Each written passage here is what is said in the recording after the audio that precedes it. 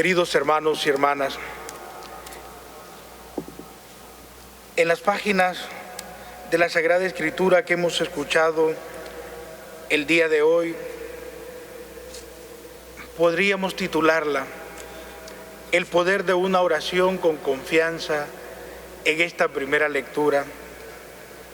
Muchas veces la Sagrada Escritura nos enseña dos veces, o mejor, de dos maneras, las cosas que pasan. Primeramente, por ejemplo, ¿qué pasa cuando confiamos en Dios y cuando no confiamos en Él? Así sucede en esta primera lectura del día de hoy.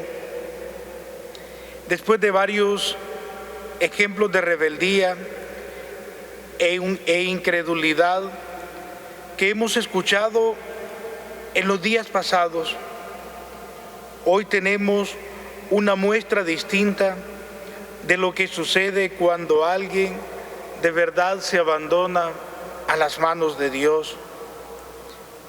Es muy elocuente la imagen del piadoso rey Ezequías. Desenrolla la carta amenazante de Sennacherib en el templo de Dios, como mostrando así las pretensiones y la altanería del rey de Asiria. Ezequías era rey de Judá, pero no puso su esperanza en su propio talento ni en su propio ejército, sino que ante todo acudió a Dios. ¿Qué ejemplo nos está regalando este rey Ezequías? Muchos hoy en día confían en su fuerza, confían en sus asesores, confían en la fuerza o en sus seguidores, pero no se abandonan en manos de Dios, que es lo más importante. Ezequías acudió a Dios y no quedó defraudado.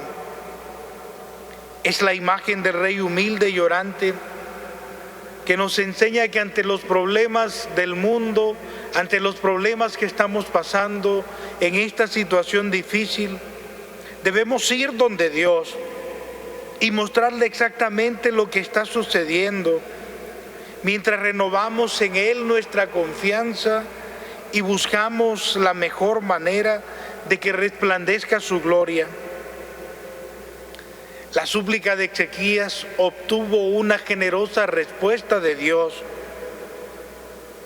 También nosotros veremos maravillas si nuestras plegarias van cargadas de esa misma confianza en Dios. No confiemos en otra cosa que no sea en el poder de Dios.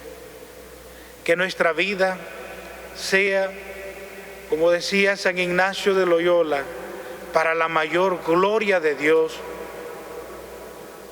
Que nuestra vida se encamine siempre a hacer la voluntad de Dios, no nuestra voluntad, como muchos nos la quieren imponer. Hacer la voluntad de Dios implica, pues, tomar el ejemplo de Ezequías, doblar rodillas, preguntarle a Dios qué es lo que quiere para nosotros, qué es lo que quiere que vivamos. En el Evangelio encontramos el resumen de la ley y los profetas.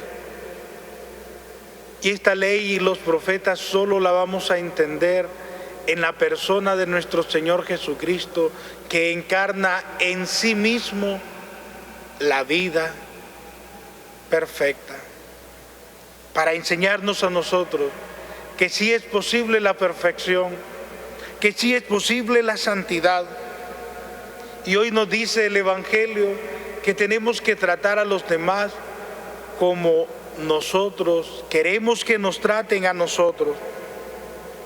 Esta frase en su simplicidad que encontramos en varias tradiciones religiosas y filosóficas. Es toda una forma de vida, tener al otro como digno. Ya nos decía ayer el Evangelio, no juzguen y no serán juzgados. A veces nosotros somos especialistas en acusar a los demás y no vemos nuestra vida. Somos especialistas en criticar, pero no construimos nada. No movemos un dedo. Traten a los demás como quieran que a ustedes los traten. Es una consigna de vida. Es consigna de felicidad también. Es todo un proyecto de vida. Parece cosa obvia y sencilla. Sin embargo, también nos lo dice el Señor. Qué estrecha es la puerta y qué ancho es el camino de la perdición. Si queremos perdernos, vamos a hacer caso a lo que dicen los demás. No todo es correcto lo que dicen muchas veces. Hay que hacer el bien, aunque pocos lo quieran hacer. Como decía San Vicente de Paúl, hay que hacer el bien, bien. Aunque pocos lo quieran hacer, pero así nosotros marcamos la diferencia. Ancho es el camino de la perdición si nosotros seguimos en la vida pecaminosa, si nosotros seguimos los criterios del mundo, entonces nos perdemos. Qué estrecha es la puerta y qué angosto el camino que conduce a la vida y que pocos lo encuentran. En esos pocos apuntémonos nosotros, porque buscamos a Dios, buscamos la perfección. Nosotros a quien seguimos es al Señor. Él nos muestra el camino de la perfección, porque Él es santo como su Padre es santo, y a esa santidad nos invita a nosotros. Es fácil resbalar y difícil ascender. Es fácil adquirir un vicio y difícil desarraigarnos de él. ¿Quién no lo ha comprobado? Los medievales decían que la perfección requiere que se cumplan todos los requerimientos. La imperfección surge cuando fallan los requerimientos de la perfección. Quizás sea esa la razón de por qué cuesta tanto trabajo aprender y toma tanto tiempo y esfuerzo alcanzar la verdadera perfección o la verdadera pericia. Por ejemplo, un pianista profesional tiene que ensayar varias horas al día y sin embargo un solo día que deje de entrenar se le va a notar en la pérdida de calidad. Así también nosotros, en nuestra vida, un día que perdamos sin Dios se nos va a notar y nos va a costar retomar, por ejemplo, el camino de la oración, el camino de hacer el bien. No podemos fallar. La excelencia entonces es exigente y celosa a la vez. La exigencia de la excelencia requiere practicarla. No nos podemos dormir en los laureles. Hay un llamado interior que nos mueve a buscar siempre lo mejor y lo más perfecto, a pesar de las situaciones difíciles que vivimos.